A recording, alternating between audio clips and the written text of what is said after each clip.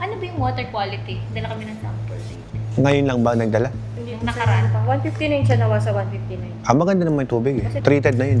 Yung deep well, Wala. wala. Kaming deep well. Nawasa lahat. Actually, pina-condemn ko na yung deep well ko. Malabas na dilaw.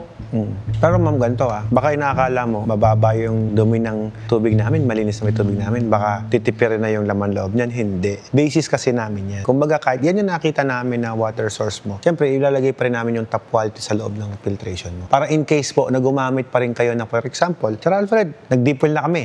Bigyan mo kami ng water sample ulit Kasi doon namin malaman kung pasok ba yung deep well mo na yon sa components ng setup namin. For example, ang nakuha mong deep well, brackish water, maalat-alat. Hindi pala compatible do sa membrane natin. So, pwede tayong mag-replace ng membrane for BW, brackish water, sir. Nag-iiba din po ng supply. Pero yung element, we will see to it na, syempre, pasok do sa standards. Kagaya niya, nalaman namin, nawasa yan. So, basically, may chlorine yan. May activated carbon kaming lalagay. Kapag kaya, deep well, wala namang chlorine, hindi na namin lalagyan ng activated carbon yan. Yung isang basin, lalagyan namin ng puro softener yun. Kumbaga, lalaruin namin yung design namin. Yun yung customize.